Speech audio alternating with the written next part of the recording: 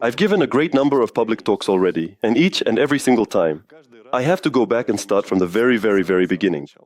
From the beginning of the appearance of the Creator. If we explore any form of ancient Vedic literature, such as the Shastras, Puranas, Tantra, or the Vedas, or really anything at all, well, reading the Vedas is quite a questionable and complex endeavor because they are highly encrypted, very abstract, and simply reading the text will most likely lead you nowhere. That is, you need to feel it, to perceive it. But at the same time, there is information there and it has its place. There is a detailed representation of our reality. And this representation of reality inherently suggests a sense of cyclicity. Right now, we are in a cycle of numerous interconnected processes. If we look at the processes connected to the primordial, it is only just starting its long process of unfolding. It is still expanding. It is not yet about to contract. If we look at the processes related to the physical material world here and now, this is the Kali Yuga. This is a time when almost everything has already died. This is the time marking the end of the four ages. Satya, Dvapara, Treta, and Kali Yuga. And now we are at the very end. But this does not mean that the entire universe is at its very end. Therefore, depending on what we use as the basis for our scale of perception, that is where we find ourselves. We find ourselves there. Accordingly, there are people of different ages here. And once again, if these individuals choose to measure their passing time solely by the state of their physical body, well, it is quite understandable that some might get very upset. However, if you instead measure your time by the flow of your internal energy, then you will find that the Brahma egg still has plenty of precious time left before it reaches its end. And the ability to stay connected with your second attention body, with your flow, provides us with a broad and expansive scope for action, for achievements, and for accomplishments. Naturally, if we confine ourselves only to the level of the physical and the nearby fields, some people already have very little time left. Why did I even bring up this topic of time? When the original first manifested into existence, there was still absolutely nothing else except for itself. It was alone. It manifested from space, or the Kali. Sometimes I call this space. It is a matter of power. Sometimes I call this vast space chaos. But if we refer back to the ancient texts, this space, or the Kali, what does this space really mean? It is something truly eternal. Absolutely no one knows when this something first appeared, how long it has existed, or what it actually is. No one truly knows this. If someone tells you that they know the truth, you really shouldn't listen to them. But an individual human being has the ability to somehow sense and perceive this vast and mysterious space. Somehow, that is within the limits of their own abilities. Perceiving this space, this energy, harms us greatly on all levels. It's the same as walking into a nuclear reactor to see what's happening inside. Yes, we might last a few seconds in there, and then it would take us years to recover afterwards. It's the same here. But interaction with this space does take place. It is an integral part of a practitioner's path. So there is this space of absolute chaos, which has no concept of time at all. That is, no one knows when it appeared or when it will end. This space is aware. And in the texts, this space is attributed with a feminine nature. But not because there are women there, not because there are sexual characteristics, but because it is precisely from this space that Shiva manifests. Originally, the Lingam, Mount Meru, you can call it whatever you like. Basically, I think anyone who has even a slight interest in the traditions of Hinduism likely knows the famous story of how the gods Vishnu and Brahma were wandering through the vast cosmic void when they encountered a towering pillar of fire. No one knew what it was, so they decided to find out where this pillar began and where it ended. And so the story unfolded, after which Brahma lost one of his heads. It wasn't the first time he lost a head. Later, it was returned to him. But the point is that in this space, in the Adikala, where the primordial manifests, there are also other beings. These are ancient and powerful entities known as the Rishis, the immortal and eternal ones. Some of these beings were created, but by whom exactly were they first made? Who can guess? By Shiva. Which one? A different one, that's right. So this process is cyclical. Shiva comes, does something, and after him, some remain, some leave. He comes again, does something, and leaves. So among these great rishis, certain ones were created, and others have successfully attained everything. All these blessings, all perfections, that is, in practices, their number as of today is 18. Again, all of this is known, all of this is listed. According to the texts, 12 of these beings established their own lines of knowledge transmission, that is, paramparas. And they continue to pass on this profound knowledge to all living and conscious beings who have set such a noble goal for themselves. That is, I, a living conscious being, have tasked myself with finding the meaning of my existence and have set myself with understanding where I am. And if I generate this state, this vibration, for a significant amount of time, then the likelihood increases that this being will make contact with me and gradually begin to transmit knowledge to me. But considering our current situation, considering that we are living in the Kali Yuga, very few people here concern themselves with the meaning of their existence. Here the tasks are more straightforward, simpler. People set these tasks for themselves, but there are some particularly restless individuals who cannot settle down. They are not satisfied with the tasks offered to them and complicate their own lives by repeatedly trying to understand the meaning of everything that is happening, repeatedly complicating their own lives. Everyone, listen to me. We are not here right now for a course on ultimate success. Don't forget that we are not at a business training session right now. This is an extremely difficult path for a modern person. Spiritual development? That is development where material benefits are not implied, material, understandable, familiar to everyone. But by moving along this path and still gaining mastery and skill there, the level of material things becomes like this. It is actually quite simple. But I am going to be completely honest with every single person who is watching this right now. If you just want material benefits, it's much easier to simply go and learn how to get those material benefits by all the well-known methods. But if you want material benefits through spiritual development, you'll have to make an effort. You'll have to try very hard, really. Because the rules that I will talk about next, the patterns, the forces that a practicing person encounters, you can't negotiate with them. In other words, it's just a given. It's like the laws of physics, which can only be understood, not changed. That's simply how reality is structured. I'll continue my discussion about the early stages of forming the original. So it has appeared. And for now, it's a completely homogeneous and consistent material substance. Pure fire, pure consciousness. There are no forms in it. And when books describe it as an infinite flow, the key word is infinite. Mostly in texts that are translated into Russian, you have to understand that this is not originally in Russian. The texts were written. This is Sanskrit. So, translated into Russian, the word infinity means there are no forms. Its true nature is unclear. There is no clear definition. Like, this is a triangle, this is a square, this is a circle. No, it's infinity. That is, it's a kind of form that we cannot describe. For example, I can describe the shape of a human body, and basically people will understand me, but it is impossible to describe it. Yet at the same time, it's manifest, it exists. That's why I say pure consciousness, Shiva, the flow, call it what you like. The primal cause of everything, the source of everything. And so it appeared, it manifested.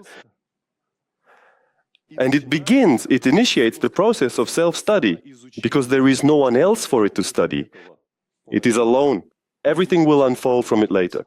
And so as it plays with itself, have you ever seen a small child studying their hands, their fingers, their abilities, turning them around and looking at them?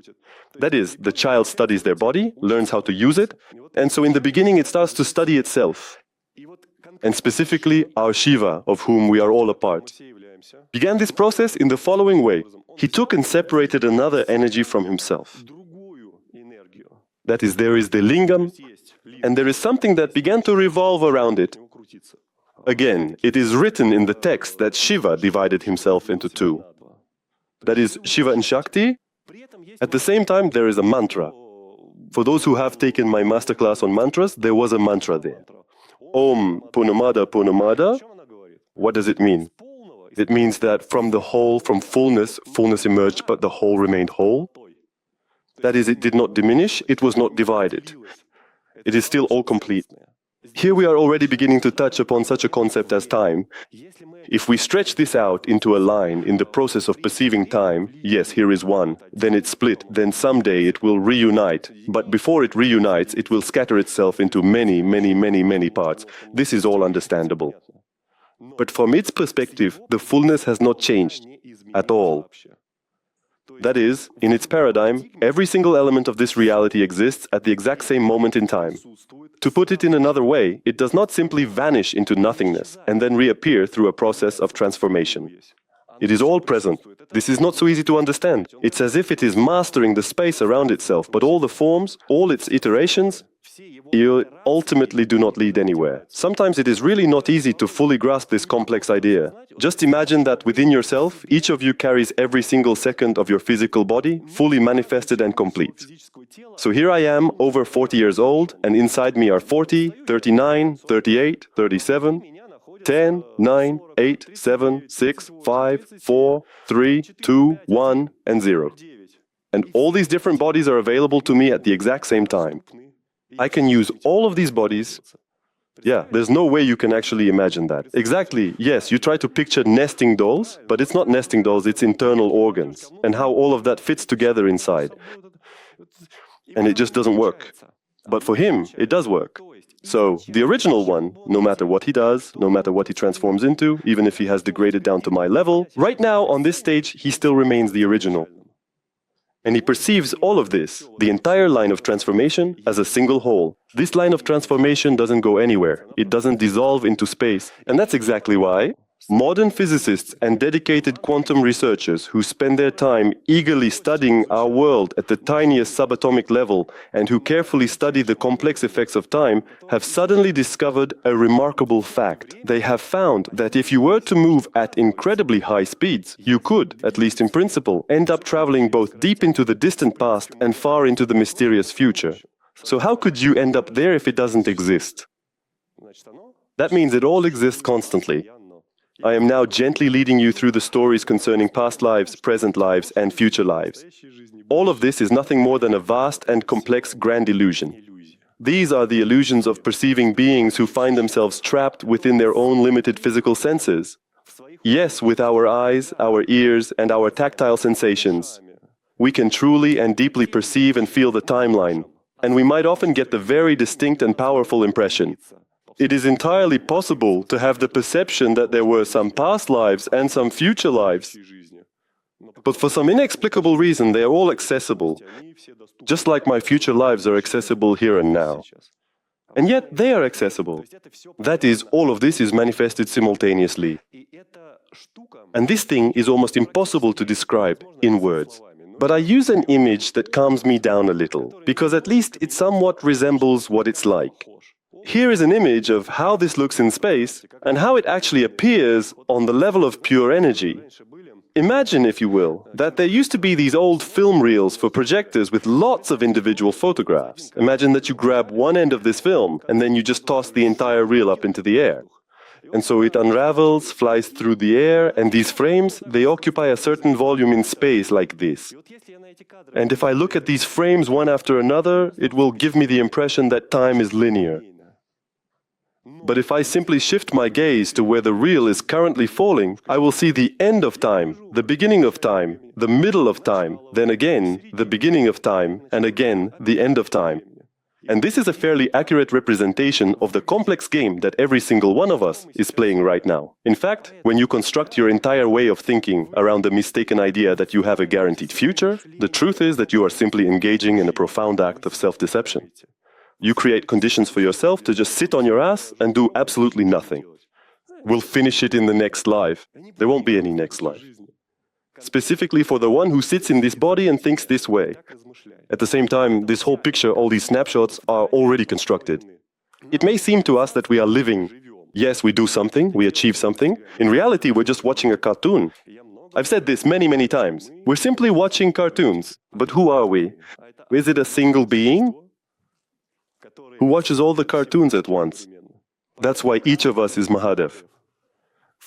There is the original within each of us.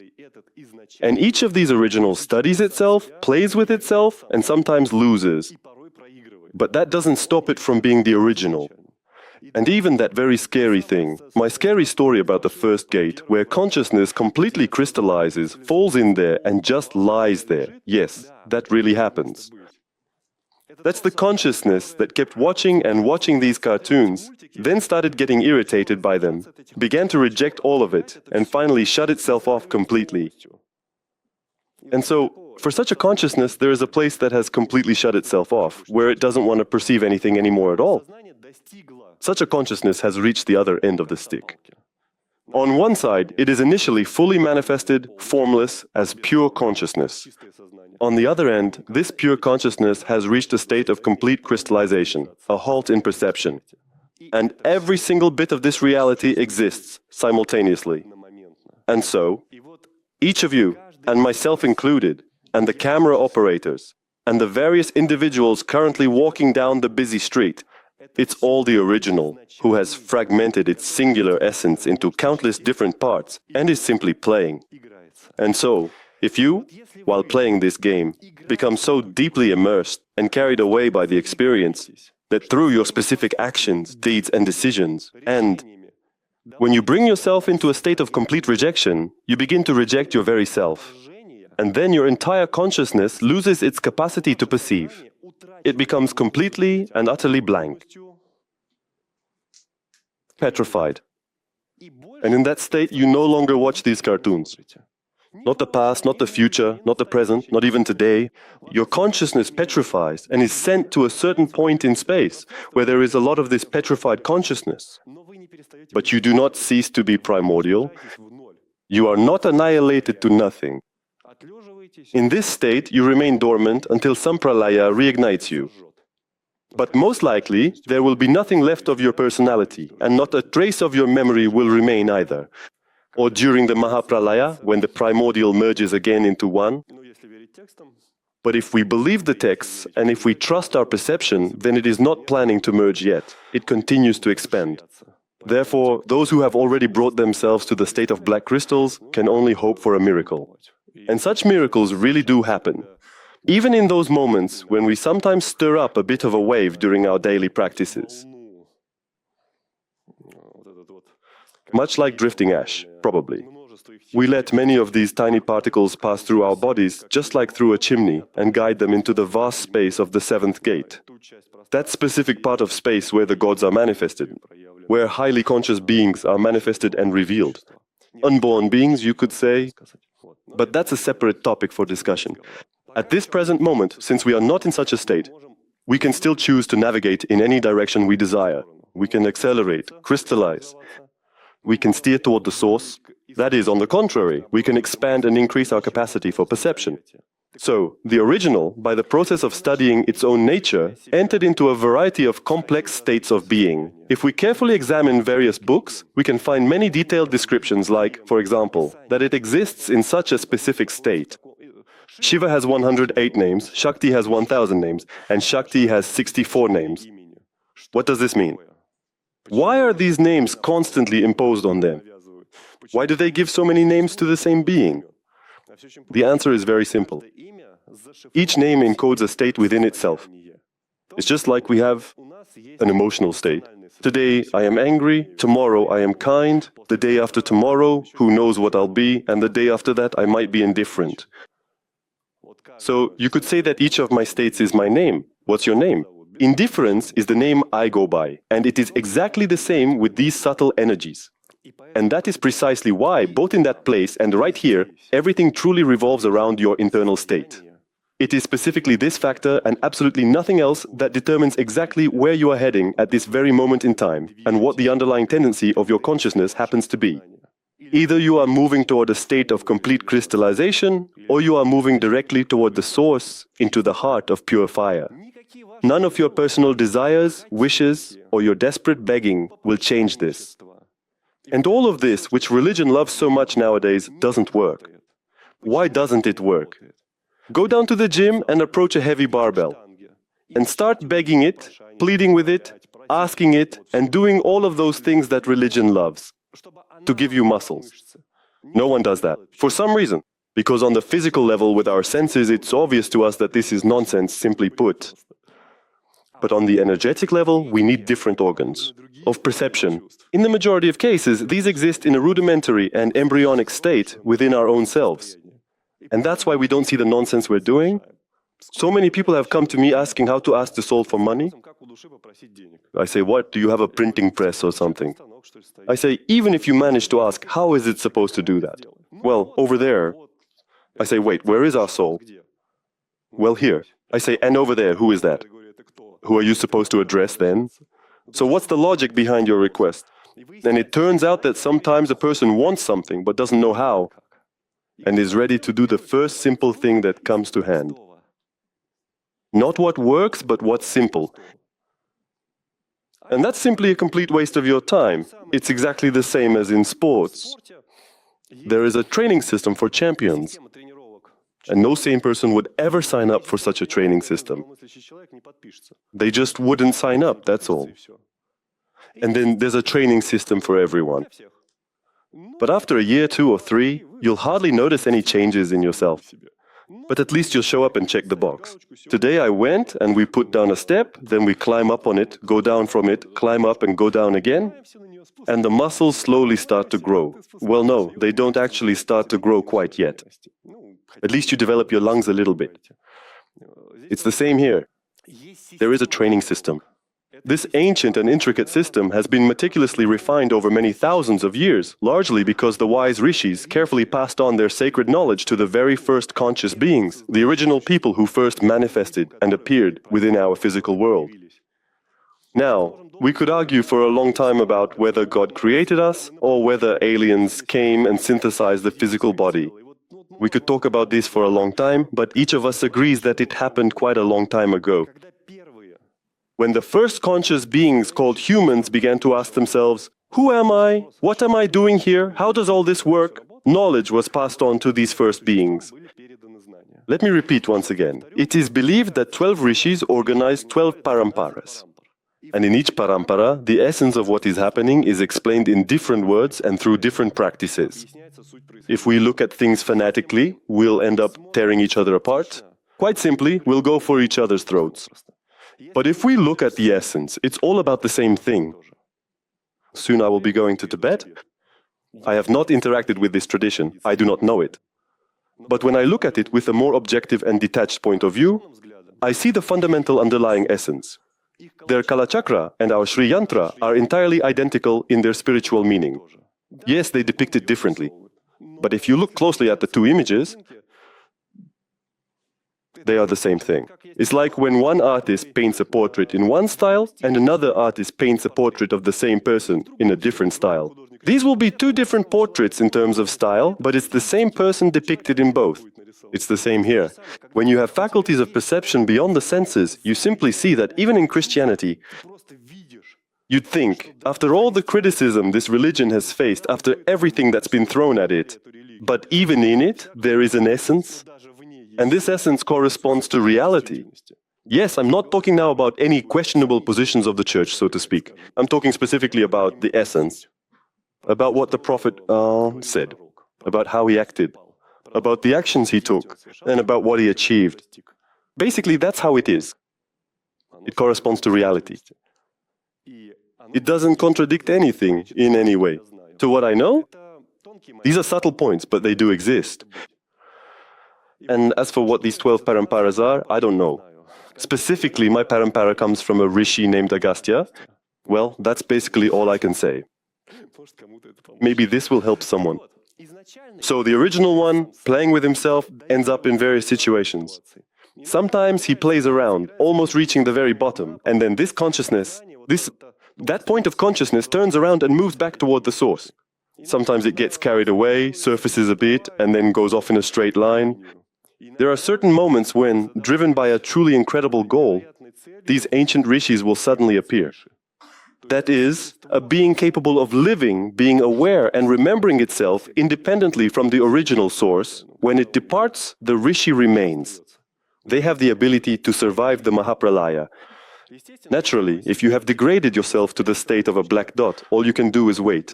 Mahapralaya, when the original source gathers itself back into wholeness again. It's actually a very sad way to spend your time. Here, you can be much more cheerful and get involved in things. So, what I would like to share with you today is Vidya. It's a system that is designed to empower you to teach yourself to perceive reality as it truly is, 95% of people don't even realize that within them lies a power that grants access to any possibility, a successful business, strong relationships, health, and self-fulfillment. It allows you to hear your soul and remember your true nature, your divine nature. This power is your energy. When it is blocked, you feel tired and upset. But when your energy flows freely and without obstacles, you are full of strength and capable of achieving any goal. Everyone can feel the movement of energy in their body. Are you ready to see this for yourself right now? I've prepared a practice where, in just 3 minutes, you'll become aware of the state of your energy and be able to activate the inner power that has been blocked for many years. The practice is available for a limited time. Right now, follow the link provided below the video and unlock the incredible source of power within yourself.